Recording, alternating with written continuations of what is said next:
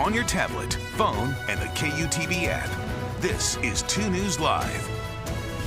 Yes, it is. Thanks for joining us on 2 News Live. I'm Brian Schnee. It is a busy Friday, August the 4th. In just an hour from now, the University of Utah Board of Trustees will hold an emergency meeting for an action item listed as an athletics update. That coming up in 1 hour from now. We just learned this within the last 10 minutes. We'll go in depth on this coming up in just a few minutes with David James. Also, we are looking at the storms that rolled through yesterday and the impacts from all that water. Before we dive in, here's a look at what's making headlines tonight. You can find all these stories on our website, KUTV.com. Search and rescue crews in Utah County have 4 teens back in a better place than they were yesterday after their vehicle went off of a 100-foot embankment on Nebo Loop. All 4 17-year-olds inside survived and are now getting treated for various injuries. Do not believe at least some of them were wearing seatbelts. The mother and brother of Utah's lieutenant governor sustained minor injuries yesterday after a bull got loose in a parking area at the Utah County Fair. Lieutenant Governor Deidre Henderson first tweeted about this incident this morning, saying her family members were chased, knocked down, and stepped on. Happening tonight, a special election debate between Republicans running to replace Congressman Chris Stewart's seat in District 2, happening in Farmington, 6:30 p.m. This is the first of 10 debates happening over 12 days. Finally, in your headlines tonight, rangers at Zion National Park warning about toxic algae. There are some algal blooms showing up in various parts of the park, now showing up in water samples there. Police are asked to stay out of the water and avoid drinking anything from streams. As we go in depth tonight, you can always get in touch with us during the show. Use the hashtag 2NewsLive to join the conversation. You can always find me on Facebook, Twitter, and Instagram. Send me a direct message in any of those places to weigh in. Hey, what a day it's been. Another major shakeup in college athletics regarding the Pac-12. Today, just in the last few hours, the U of O and UW announcing they are out of the Pac-12. They are joining the Big Ten. They're going to get some money along with that. So what will Utah do in terms of staying in the Pac-12, or as we know it right now, likely leaving for another conference? David James is here. David, just in the last 10 minutes, they just announced the Board of Trustees will meet in about an hour for an action item about the athletic department. Hi, good to see you, by the way, on a busy Friday. Officially, we don't know anything. Right. Unofficially, when the regents meet like this, it's already been decided and they're going to go. That's what we saw with Colorado. That's what we saw with Arizona. That's what we saw with the Big 12 when they met to let Colorado in. When it gets this far, it's done and it's rubber stamping. When Oregon met today to accept the bid to the Big 10, the board chair was on the golf course.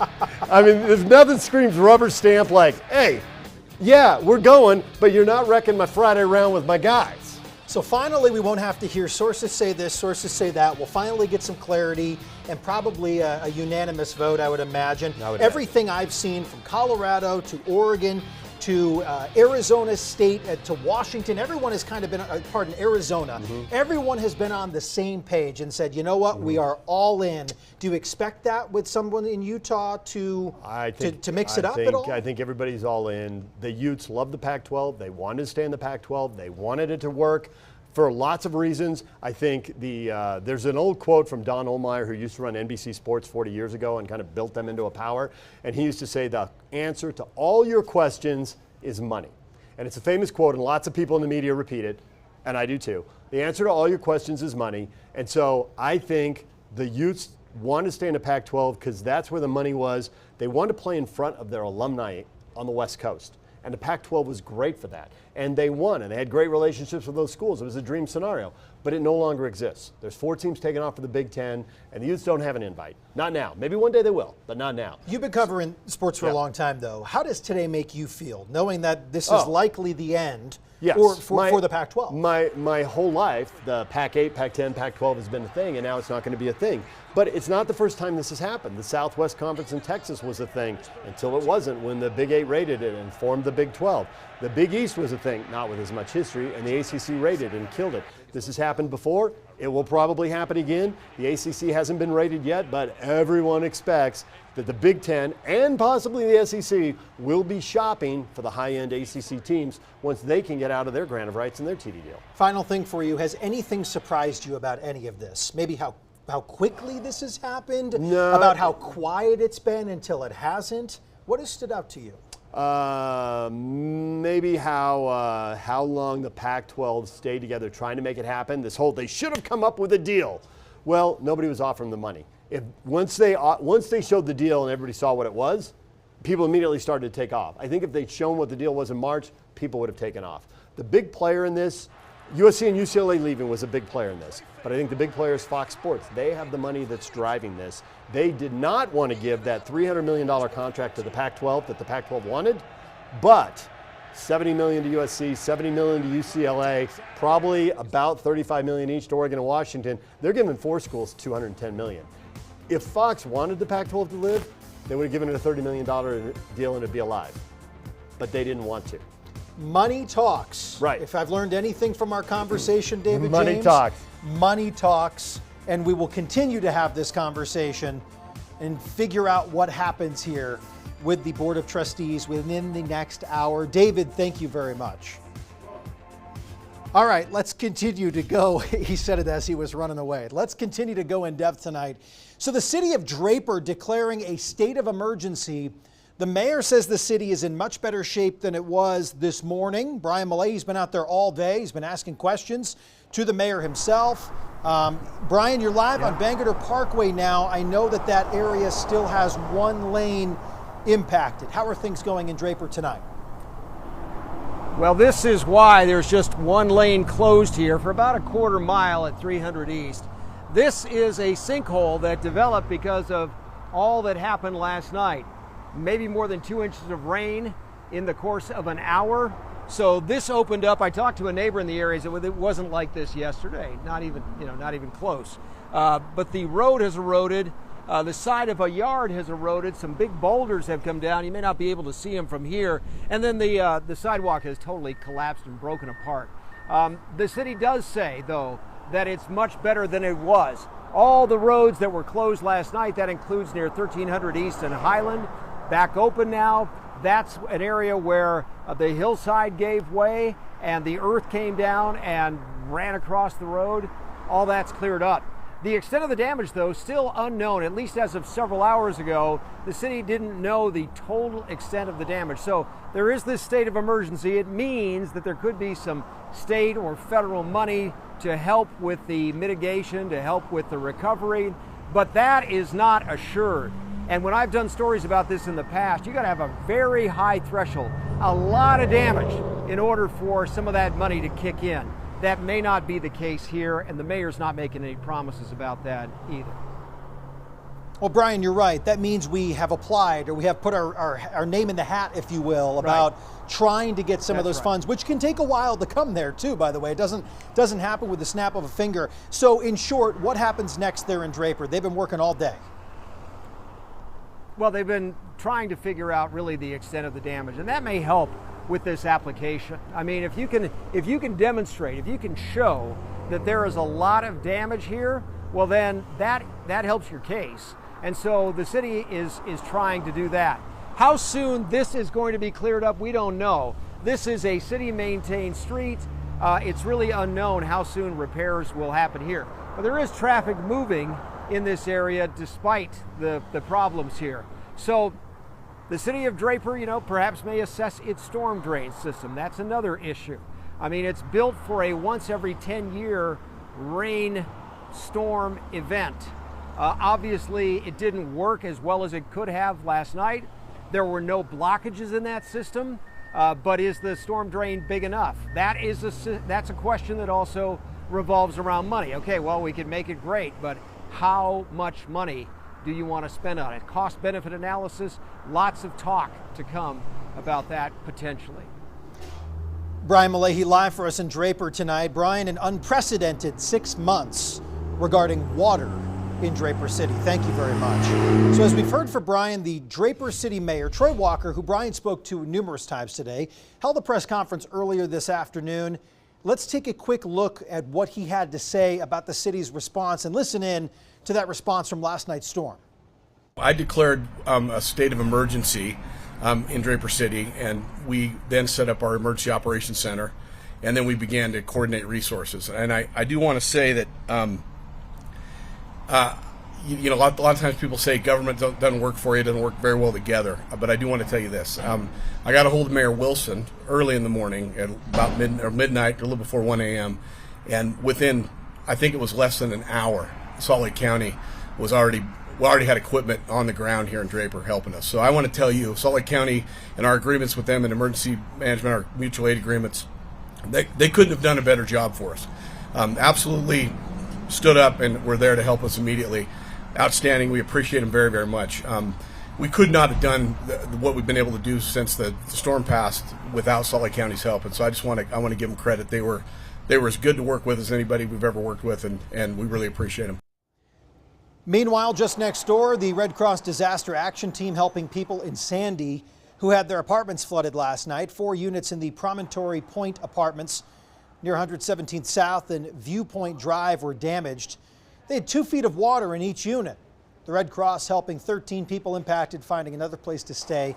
If you do need that flood assistance, go to the Red Cross website. Meanwhile, we're monitoring cleanup in northern Utah. We had crews in the Corinne and Honeyville areas today. We talked with Emergency Management Services about their flood response. We do the response stuff, so obviously we brought in the pumps and sandbags and so forth, but there isn't anything at a city level, at a county level, or state level, and very little even at a federal level, that's meant to make people whole in a disaster. We have that responsibility as individual landowners and citizens to just kind of take care of ourselves. If we ever get a disaster, it has to be big enough and wide enough that you meet certain thresholds at local and state levels to even receive federal assistance. Another strange one here for you. Check out the sinkhole in South Jordan today. Video from our crews on scene there, also from UDOT 106 South 4th West. It's by the new La Quinta Hotel over there. If you head east, get on the freeway. 3 out of the 4 lanes have been closed since this afternoon. Looking at a UDOT camera just in our line of sight there. No one's really going by this area. I'm not sure if that's because they have more of the road closed or not, but it's an oddly quiet moment on that UDOT camera here at 542. We're working to determine what happened here with the folks at UDOT. Crews are telling us they hope to have the road fixed by Monday. Here is a live look at that area. You can see the opposite bound traffic is flowing smoothly. I do believe they have that inside lane open still. They had it opened earlier in the afternoon. We're just not seeing any traffic come through. Might be in between a light signal shuffle right now. However, they're working at it. What else can you ask for? But that is a big sinkhole, Chase Thomason. And that's a very busy stretch of road. It is. So hopefully they can get it done by maybe tonight, maybe tomorrow. Not to assume, but you'd have to imagine that some sort of maybe an overload in a system could have done the trick. Probably. There's a lot of water in that area last night. So here is a look at that thunderstorm towards the south end of the valley. This is up the High Avenue, so we're several miles away, but this is just how electric this storm is from this video that was sent to me, which is just incredible. You can just see strike after strike after strike after strike, which we don't really see here in Utah very often. There's just so much moisture in the atmosphere with that monsoon moisture, and then a lot of water, just too much water. A very cool looking EDM show of strobe lights, I guess, if you're going to rave or something. Sure. I did send out some of that information to you. I thought it was really fascinating. Yeah. The Bureau of Land Management Utah does have a lightning tracker they use, as do others. They told me statewide about 3,300 lightning strikes. In their West Desert District alone, about 1,500. So 1,500 lightning strikes recorded. That there could be a few missed in there or whatever. Right. That's a big number of lightning strikes. And no fires yesterday because there was so much rain. We didn't have any dry thunderstorms. We had wet thunderstorms yesterday. So we don't have that fire concern, which is nice, at least from that round, unless there's the holdover there. Yeah, we'll see what happens later in the month. Okay, let's get right to your forecast. Take a look at some of these impressive rain totals over the past 48 hours. Honeyville, that's just north of Brigham City, almost 6 inches of rain, and that's where we had a lot of flooding. Honeyville, Corinne, picking up almost 4 inches of rain. West Valley, close to 3 inches. That's a lot of water. Draper, close to 3 inches. About 2 inches of that fell in less than an hour, and that's why we had all that flooding. Wellsville, over 2 inches. 2 inches in Kaysville. Eagle Mountain, picking up over 1.5 inches of rain. Today, we've had some drier air for most of us. There's a few storms out there near the Idaho border, but look at these temperatures today. That's what I like, mid-80s. That's about 10 degrees below average. Today, we did hit 100 degrees, though, in St. George, but that's still below normal.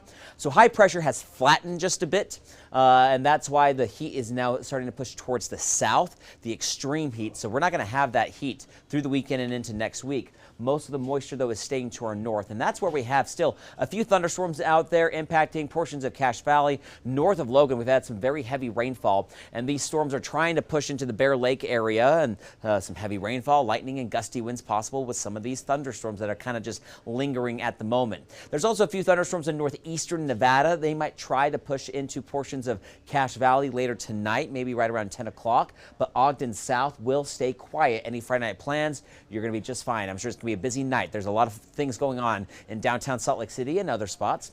We'll have clear skies for tomorrow.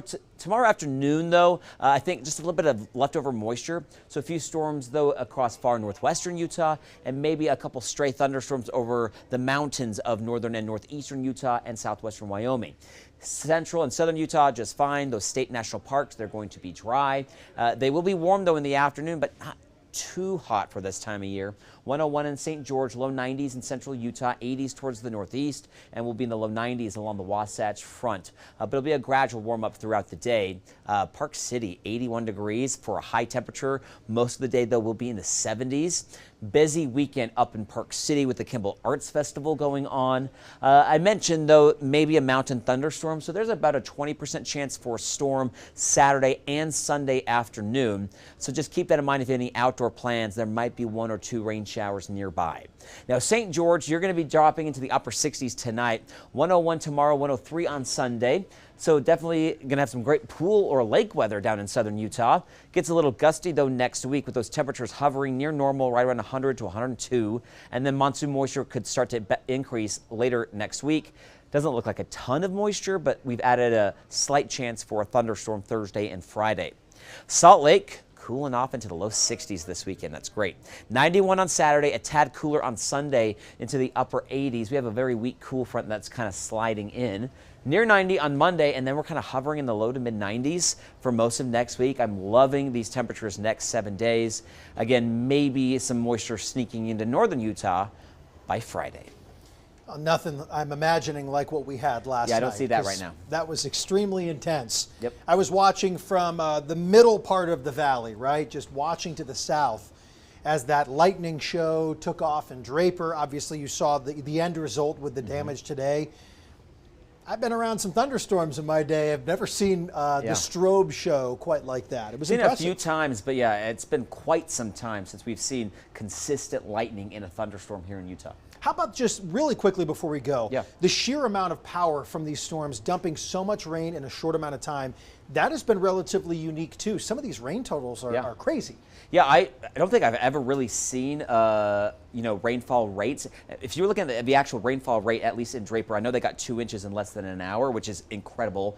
We get a ½ inch for the whole month of August, but to get 2 inches, and a lot of that fell within about 15 minutes, and during that time, that rainfall rate was closer to 8 inches per hour. Now, they didn't get 8 inches for the whole hour, but for that 15-minute stretch, that's how much water was coming out of those thunderstorms. So, of course, all that water in a lot of those basements, we can't really handle that much amount of water in such a short amount of time. Well, fascinating. Looking forward to drying out for quite some time here.